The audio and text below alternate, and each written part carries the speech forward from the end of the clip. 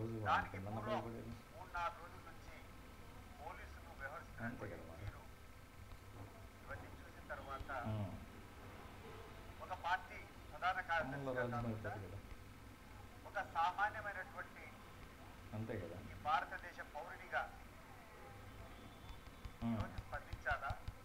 ఈరోజు ఈ యొక్క దేశానికి ఉమ్, రాష్ట్రంలో ఉమ్, ఉండే ప్రజలకందరికీ కూడా ఇక్కడ జరుగుతున్నటువంటి ఉమ్, విషయాలను వివరించాలా? ఉమ్, ప్రతి ఒక్కరి కర్తవ్యాన్ని గుర్తు చేయాలనేటువంటి ఉమ్. ఉద్దేశంతో ఈరోజు ఈ ప్రెస్ మీట్ పెడతా ఉన్నాను. పోలీసులు వ్యవహరించినటువంటి అవునులే. తీరు ఈ ఎన్నికల సందర్భంగా ఒక ఉమ్, ప్రణాళికాబద్ధంగా గడిచిన 5-6 రోజుల నుంచి ఒక పార్టీ వారిని టార్గెట్ చేయడం, ఉమ్, ఉమ్. Come inside. ప్రత్యర్థి పార్టీతో వాళ్ళ మీద నా దాడి కొడుకు. చేసినా కూడా ఉమ్, కేసు చేసినా కూడా అరెస్ట్ చేయకుండా పోయినటువంటి బయట ఉమ్, మీరు గమనించారు. పులివెందులలో ఈ ఎన్నికల ఉమ్, షెడ్యూల్ విడుదలైన తర్వాత, నామినేషన్ అయిపోయిన తర్వాత సైదాపురం సురేష్ కుమార్ రెడ్డి అనేటువంటి వ్యక్తి శ్రీకర్ కళ్యాణంలో ఒక పెళ్లి కార్యక్రమానికి పోయినప్పుడు అతని మీదికి ఒక 30-40 మంది తెలుగుదేశం పార్టీ కార్యకర్తలు కేవలం భయాన్ని సృష్టించడానికి అది దాడి వెంటనే దూకినారు. చేశారు.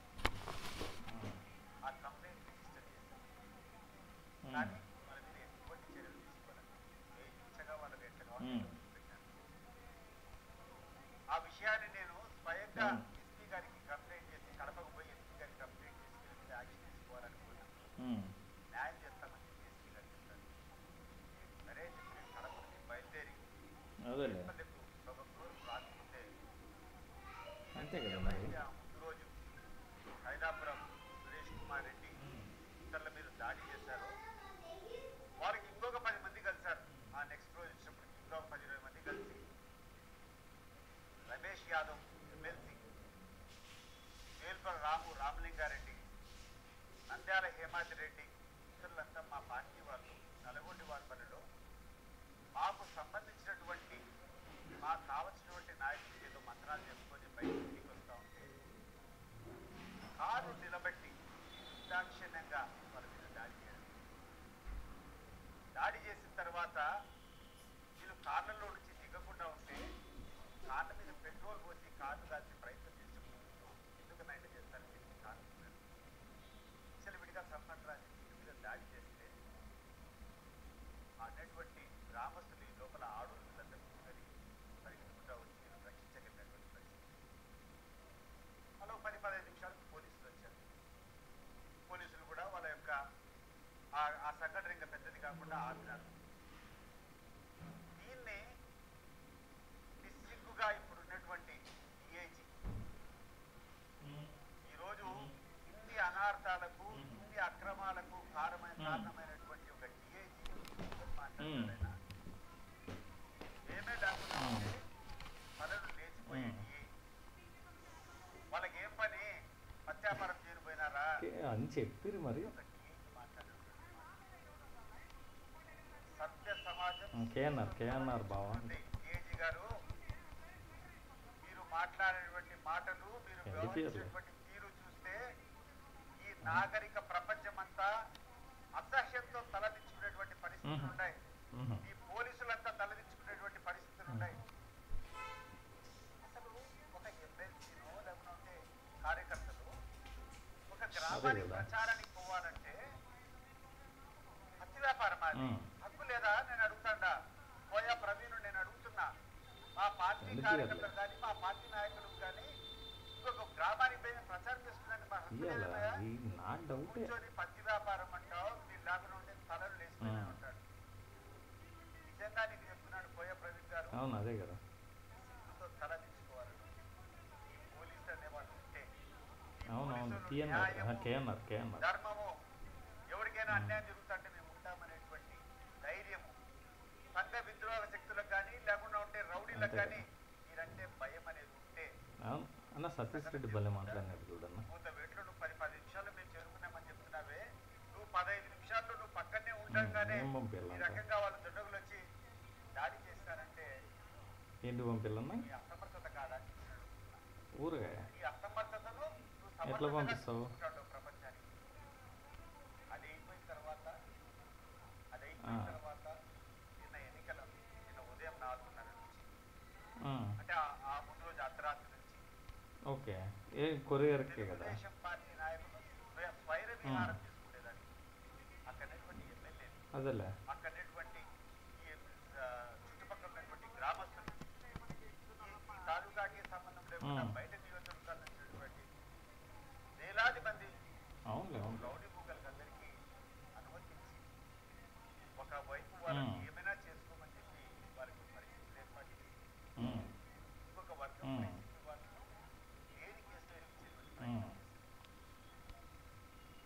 అసలు ఎక్కడైనా ఒక చిన్న సంఘటన వాళ్ళు దాడి చేశారు, మా వాళ్ళు చుట్టూ తప్పించుకున్నారు, దాన్ని కూర్చొని నువ్వు మేము తిరిగి దాడి చేసినట్టు, ఆ దాడిలో ఒక షెడ్యూల్ క్యాస్ట్ అబ్బాయికి దెబ్బ తగిలినట్టు, ఎస్సీ ఎస్టీ అట్రాసిటీస్ కేసు 4-5 మంది మీద పెడుతూ మరి ఇతరులు అని చెప్పి నీకు ఎట్లా కావాలంటే అట్లా లిస్టు పెంచుకుంటా పోయినటువంటి వైనాన్ని సిగ్గుపడ్డం లేదా పోలీసుగా?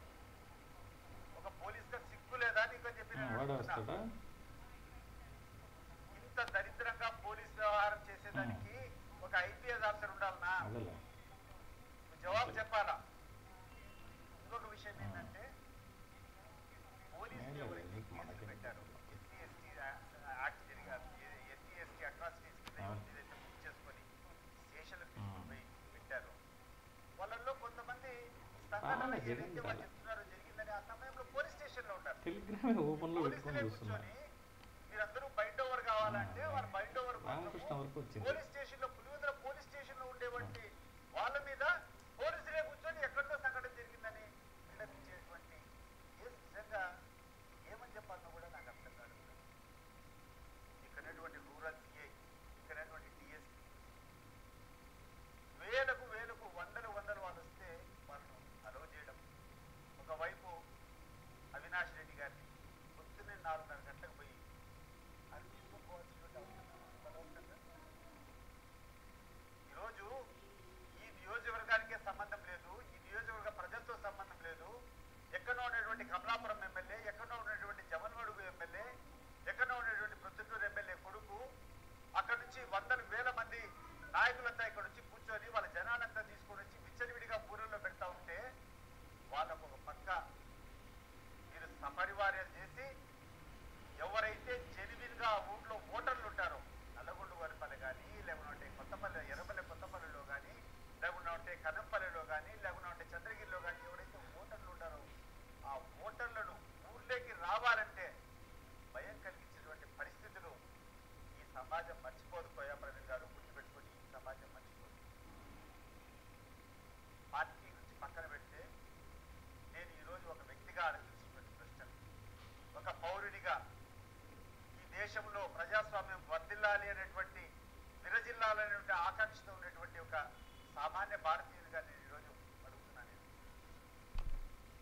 ఈరోజు మీరు చేసినటువంటి ఎన్నికల వల్ల, ఈరోజు మీరు ఎన్నికల్లో ఉపయోగించినటువంటి ఈ పనికిరాని పని వల్ల ఎప్పుడూ జరగని సంగతి ఈరోజు పెట్టడం జరిగింది. దీన్ని ఉదాహరణగా తీసుకున్నారు.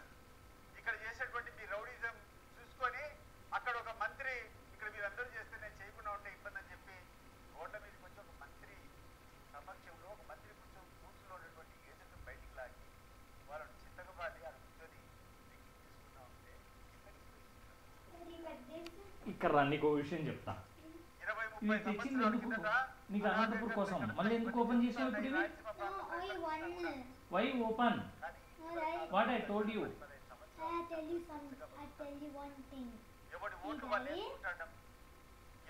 నేను ఇవి కొనిచ్చింది అనంతపురంలో దొరకవు అని, నీకు ఆడ 4 days కావాలి కాబట్టి కొనిచ్చిన. నువ్వు అన్ని ఇక్కడే ఓపెన్ చేసి ఇక్కడ నీకు వేరే ఉన్నాయి కదా, నువ్వేం చెప్పద్దు. ఆ బ్యాగ్ దాపి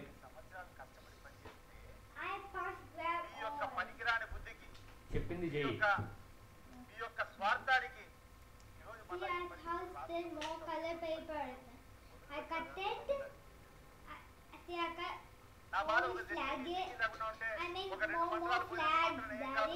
ఇప్పుడు నేను ఈ రోజు ఏం చేయకు, నువ్వు అనంతపురంలో చేసుకో. అదర్వైజ్ అనంతపురం వద్దా, ఈడే ఉంటావా? You want to stay here or keep it inside? పోలీసులు నిస్సిగ్గుగా కూర్చొని వాళ్ళకి కావాల్సినటువంటి వ్యక్తిని వాళ్ళు కూర్చొని వాళ్ళు సపోర్ట్ చేసుకుంటా గెలిపించుకుంటా పోతే ఇక ప్రజాస్వామ్యం ఎందుకు? మనకు పాకిస్తాన్ లో ఉన్నటువంటి మిలిటరీ రూల్కో లేకుంటే సొమాలియాలో ఉన్నటువంటి ఒక రౌడీ రాజ్యానికో లేకుంటే ఎక్కడో పనికిరాని దేశంలో ఉన్నటువంటి వ్యవస్థలకు మనకు తేడా ఏంటి అని చెప్పి నేను అడుగుతున్నా. ఈరోజు గర్వంగా ఈ దేశం ఉంది, ఈ భారతదేశం ఉందంటే ప్రపంచంలోనే అత్యంత పెద్ద ప్రజాస్వామ్య దేశంగా ఈరోజు మనం చెప్పుకుంటాను ఎక్కడికి పోయినా. ఈ ప్రజాస్వామ్యాన్ని మీరు అపహాస్యం చేస్తున్నారు. ప్రజాస్వామ్యం నిలబెట్టాలా? ఎన్నికల పరిస్థితులు ఎన్నికల్లో ఫేర్గా జరగాలంటే అది ఒక ఎమ్మెల్యే ఎంపీ ఎలక్షన్ మాత్రమే కాదు. ఒకవేళ ఎమ్మెల్యే ఎంపీ ఎలక్షన్ అనుకుంటే ఈ రాష్ట్రంలో 175 అసెంబ్లీలు, 25 పార్లమెంటు, 200 మంది. ఆ 200 మందికి 2 పార్టీల నుంచి నిలబెడితే 400 మంది. 400 అయిపోతే ఇండిపెండెంట్ గా వాళ్ళు చేస్తే 600 గవర్నమెంట్ 1000 మంది అభ్యర్థులు నిలబడచ్చు. కానీ ఎంతో మంది అపస్థాయితులు ఉంటారు. వాళ్ళ గ్రామాల్లో సేవ చేసుకునే వాళ్ళు చేసుకోవాలనే వాళ్ళు ఉంటారు. ఒక సర్పంచ్ గా గెలవాలనే వాళ్ళు ఉంటారు. ఒక ఎంపీటీసీగా గెలవాలంటారు, మున్సిపల్ చైర్మన్ గా గెలవాలంటారు, మున్సిపల్ వార్డ్ మెంబర్ గా గెలవాలంటారు, ఒక కౌన్సిలర్ గా గెలవాలంటారు, ఒక జెడ్పీ చైర్మన్ చేయాలని ఉంటారు. వాళ్ళ పరిస్థితి ఏంటి అని చెప్పి నేను అడుగుతున్నాను. ఈరోజు రాష్ట్రంలో ఉత్సాహంతో మేము రాజకీయాల్లోకి రావాలా, మా యొక్క ఊర్లలో మా యొక్క పేరు మేము నిలబెట్టుకోవాలా, మేము సేవ చేయాలని చెప్పేటువంటి ఆ ఔత్సాహికులకు ప్రజాస్వామ్యం మీద విలువ ఉండేటువంటి ప్రజలకందరికీ మీరు ఇచ్చే సందేశం ఏంటి అని చెప్పి నేను అడుగుతున్నాను. ఒకటి, మీరు మీ అరాచకాలు చేస్తా మీ దగ్గర చేతులు కట్టుకొని మన్నడ బదిలి మీరు ఎవరు చెప్తే వాటిని కొట్టి వారి మాదిరి ఆందోళన వేయడము లేకుండా ఉంటే మేము ఇక్కడ పోరాటం చేయాలి, పోలీసులతో పోరాటం చేయాలి, మా ప్రత్యర్థి పార్టీతో పోటీ చేయాలి. గతంలో ఉండేది సంస్కృతి ఇక్కడ. మాకు ఒక ఎన్నికలంటే కొన్ని వందల బాంబులు తెచ్చి పెట్టుకోవడము, ఎక్కడన్నా మాకు తెలిసిన వాళ్ళ దగ్గర నాటు తుపాకులో లేకుండా ఉంటే ఏదైనా ఆయుధాలు ఉంటే అన్లైసెన్స్ వెపన్స్ ఉంటే అవన్నీ తెచ్చి పెట్టుకోవడము, యాటకత్తులు, ఈత పురులన్నీ తీసుకొని అవన్నీ రెడీ చేసుకొని ఒక యుద్ధానికి రెడీగా ఉండేటువంటి పరిస్థితులు 20 సంవత్సరాల కింద ఉన్నాయి. ఆ పరిస్థితులు వచ్చేటట్లు మళ్ళా మీరు ఆ యొక్క పరిస్థితులు మళ్ళా ఈరోజు కల్పిస్తా ఉండదు. ఈరోజు నేను సపోజ్ నేను ఇక్కడ నా ఊర్లో నాకు ఒక ఉద్దేశం ఉంది, నాకు ఇక్కడ మంచి పేరు తెచ్చుకోవాలనో లేకుంటే నా ఊరు బాగుపరచాలనో నా ఊరు సర్పంచ్గా కావాలని నాకు ఒక కోరిక ఉంటే మీరు ఈ రకమైనటువంటి విచ్చలవిడిగా అధికార పార్టీతో కూర్చొని ఈ పోలీసులంతా ఇంత విచ్ఛిన్నకరమైన పరిస్థితులు ఏర్పాటు చేస్తే నా పరిస్థితి ఏంటి అని చెప్పి నేను అడుగుతున్నాను. రేపు నేను ఎన్నికల్లో నిలబడాలంటే బాంబులు మళ్ళీ నాటు బాంబులన్నీ తెప్పించుకోవాలా, తుపాకులు తెప్పించుకోవాలా, ఏటకడోళ్ళు రెడీ చేసుకోవాలా, ఒక ప్రైవేట్ ఆర్మీని నేను కూడా తయారు చేసుకోవాలి, సిద్ధం చేసుకోవాలా. ఈ నాగరిక ప్రపంచానికి మంచిదా? కోయా ప్రవీణ్ సరిగ్గా ఆలోచన చేసుకో. ఈ రోజు ఉన్నటువంటి పరిస్థితుల్లో ఈ రోజు ఇంత అడ్వాన్స్ గా మనం ఉండం. దీనికి ఇవన్నీ ఈరోజు ఇవన్నీ చేస్తే ఏమొస్తుందో ఒకసారి ఆలోచన చేయండి. ఈ అన్యాయానికి నేను ఒప్పుకుంటే అప్పుడు మళ్ళీ మీరు పోలీసు వాళ్ళు వస్తారు, మీకు నచ్చిన పార్టీ వాడిని మీరు ఎంకరేజ్ చేస్తారు. ఎంకరేజ్ చేయడం మీద ఇవన్నీ మీ దగ్గర బాంబులు ఉన్నాయో, ఈత పనులు ఉన్నాయో, లేకుంటే పడవలు నచ్చుతారు. అప్పుడు వారి పరిస్థితి ఏంటి? అవమానం తట్టుకోలేక వారికి ఉన్నటువంటి ఆకాంక్ష తీరక అడవులు లేకపోయి ఒక నక్సలైట్గా తయారు కావాలి. ఇది కాదా బాధ్యత?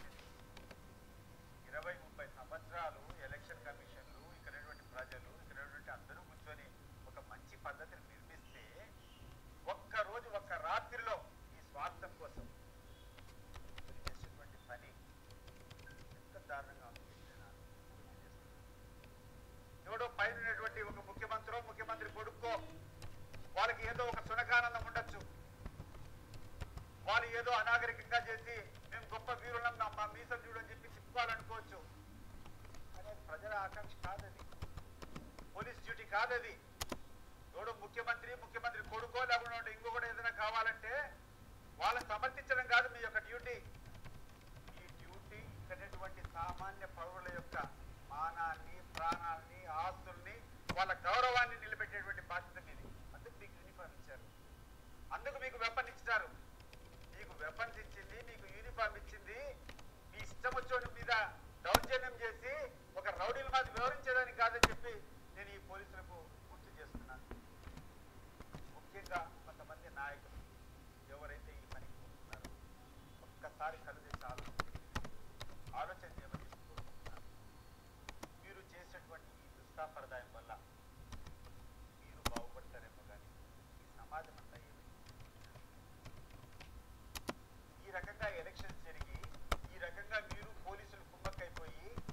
కావాల్సినటువంటి ఓట్లు మీరు వేసుకుంటే ప్రజల యొక్క మ్యాండేట్ ఎందుకు కోరుతారు? ఎవరైనా ప్రజలకు ఎక్కడైనా విలువ ఉంటుందా? ఈ ప్రజాస్వామ్యంలో ఏదైనా ఆభరణము, ఏదైనా ఆశ, ఏదైనా గొప్ప ఆస్తి ఎవరికైనా ఉందంటే వాళ్ళకు ఉన్నటువంటి ఓటు. వాళ్ళకు ఉన్నటువంటి ఆ ఓటుని వినియోగించుకోండి కూడా ఆ ఓటును కూడా మీరు లాగేసుకుంటే అసలు మనకు 1947లో మన స్వాతంత్ర రాజ్యం బ్రిటిష్ రాజ్యానికి 1947 ముందు ఉన్నటువంటి ఆ బ్రిటిష్ వాళ్ళు కూడా ఇది దౌర్జన్యాలు చేయలే. ఈరోజు ఇక్కడ నాయకులు అడుగుతున్నా, ఏమయ్యా నీకు ఒక చిన్న పదవి కావాలా? ఆ పదవి కోసం ఇంత గ్రామాలు చిచ్చు పెట్టాలన్నా అవసరం ఉందా అని చెప్పి నేను అడుగుతున్నాను. నీకు 4 రూపాయలు ఆదాయ వనరులు కావాలా? వేరే మార్గాలు లేవా?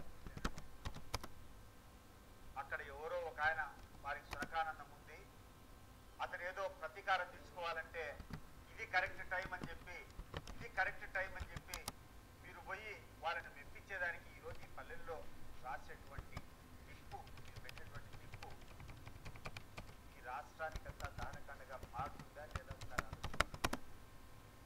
ఈ ప్రజాస్వామ్యం పోయినప్పుడు ఈ గ్రామాల్లో ఓటింగ్ జరగకుండా మీ ఇష్టానుసారం మీరు మీకు కావాల్సినటువంటి అభ్యర్థులు మీరు నిలుపుకోన్నప్పుడు ప్రజలు గెలిచినట్ట, రౌడీలు గెలిచినట్ట మీరు ఆలోచించారు. రౌడీలకు వస్తున్నా ఈ రాజ్యము లేకుండా అంటే ఒక ముఖ్యమంత్రి కొడుకు ఎవరు చెప్తే ఆ పేరు టిక్కు కొట్టుకొని వాళ్ళని వేసేదానికా? రాజ్యాంగం మార్చు. రాజ్యాంగం మార్చి నేను పెట్రోల్ టిక్కెట్ చేసుకుని నేను సర్పంచ్ చేసుకుని అని పెట్టుకొని చేసుకో. ఎన్నికలు ఎందుకు పిలవాలా? ఎన్నికలు పిలిచినప్పుడు ఆ ఎన్నికలు స్వేచ్ఛగా జరగాల. ఆ ఎన్నికల్లో ప్రజల యొక్క అభిప్రాయం రావాలనేది దృష్టి పెట్టుకోవాలి. కానీ ఇంత చౌకబారుగా చేయకూడదు. నేను ఈ సందర్భంగా ఈ రాష్ట్రంలో ఉన్నటువంటి అన్ని ఇన్స్టిట్యూషన్స్, ఈ రాష్ట్రంలో ఉన్నటువంటి ప్రతి ఒక్కరిని సామాన్య ప్రజలు కూడా కోరుతున్నారు. ఇటువంటి పరిస్థితులు చేయడం వల్ల కొంతమంది నాయకులు ఈగో సాటిస్ఫై చేయవచ్చేమో, కొంతమంది నాయకులు వాళ్ళ పదవుల కోసం వాళ్ళ వ్యక్తి కోసం చేసుకోవచ్చేమో, కొంతమంది నాయకులు వాళ్ళకి కావాల్సినటువంటి ఆర్థిక లావాదేవీలు సరిదిద్దుకోవచ్చేమో. కానీ అంతిమంగా నష్టపోయేది ప్రజలు అని చెప్తున్నట్టు ఈ రకమైన దాన్ని మనమందరం కూడా వ్యతిరేకించాలి. ఎస్పెషలీ ఒక డిఏజీ పనికిరానోడు, ఒక డిఎస్పీ పనికిరానోడు, లేకుండా అంటే అక్కడ ఒక సిఐ పనికిరానోడు, వీళ్ళ పోలీసులకి ఏమైందండి? ఎందుకు సహకరించాలా? ఇటువంటి విచ్చలవిడితనాన్ని ఎందుకు ప్రోత్సహించాలి మనము? ఏ హక్కుతో మీరు కూర్చొని అనేటువంటి గ్రామస్తులందరినీ భయపడించినారు? గ్రామాల్లో లేకుండా గ్రామాల్లో ఉండాల్సిన వాళ్ళు ఊరు దాటి ఎక్కడో కళాల్లో, ఎక్కడో చేలల్లో, లేకుంటే వాళ్ళ బంధువులలో దూరంగా పోయి దాచుకోవాలా? పరాయి ఊరోళ్ళు వచ్చి ఈ ఊళ్ళలో తిష్ట వేసేటువంటి దౌర్భాగ్యాన్ని కల్పించినారే, ఇది మీకు సిగ్గుగా అనిపించడం లేదా అని చెప్పి నేను అడుగుతున్నా. సిగ్గు కాదా ఇది?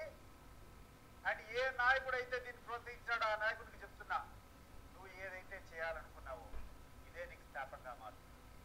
గుర్తుపెట్టుకో, అరాచకంతో, అన్యాయంతో, అక్రమాలతో ఈ ప్రజాస్వామ్యాన్ని నువ్వు గెలవాలనుకుంటే ఈ దేశంలో ఉన్నటువంటి ప్రజలు ఒప్పుకోరు. నేను మరొకసారి పిలిపిస్తున్నాను, ఇటువంటి అసాంఘిక శక్తుల మీద ప్రతి ఒక్కరూ తిరగబడాలా. ఈ యొక్క ఇన్స్టిట్యూషన్స్ యొక్క గౌరవాన్ని నిలబెట్టాలా. నేను స్టేట్ ఎలక్షన్ కమిషన్ కూడా ఈరోజు నేను చెప్తున్నా, అసలు ఇంత విచ్చలివిడిగా, ఇంత అనాగరికంగా ఇక్కడ బూత్ క్యాప్చరింగ్ చేసుకొని ఉదయం 4:30 నుంచి మధ్యాహ్నం 12 గంటల వరకు ఎవరిని కూడా రానిలేదే. కూర్చొని 2 పోలింగ్ బూతులు రిపోర్టింగ్ పెడతావా? అది అర్ధరాత్రి 3 గంటలకు. స్టేట్ ఎలక్షన్ కమిషన్ గారు కళ్ళు తెరవండి ఒకసారి. నువ్వు న్యాయం చేయాలంటే ఇక్కడ జరిగినటువంటి ఎన్నికలు ఒక ఫార్స్, ఒంటిమిట్టలో జరిగినటువంటి ఎన్నికలు ఒక ఫార్స్. ప్రజాస్వామ్యం మీద గౌరవం పెరిగే రకంగా మీ యాక్షన్స్ ఉండాలా. టోటల్ బ్యాన్ చేసుకొని మళ్ళా ఆ యొక్క ఎన్నికల ప్రక్రియ పెట్టాలి. అప్పుడు ఏ పార్టీ అయినా గెలవనీలే, ప్రజాస్వామ్యం గెలుస్తుంది, ప్రజలు గెలుస్తారు. అటువంటి పరిస్థితులు గెలవకుండా ఏదో మీ మీద మచ్చ రాకుండా ఉండడానికి ఒక బూత్ 2 బూతులు ఏమైతే 10,000 ఓట్లు చేసుకుంటే ఈరోజు కూర్చొని నువ్వు 2 బూతుల్లో రీపోలింగ్ ఇక్కడ జరిగినాయనేటువంటి మాట చేస్తే ఏమండి ఏం న్యాయం జరుగుతుంది? ఈరోజు ఈ ఎన్నికలను స్టేట్ ఎలక్షన్ కమిషన్ ఆమోదించి ఈ యొక్క ఎన్నికల రిజల్ట్ ను అనౌన్స్ చేస్తే మాత్రం నేను చెప్తున్నా, ఇది మీకు సిగ్గుచేటు. దీనివల్ల ప్రజాస్వామ్యం బలహీనపడుతుంది.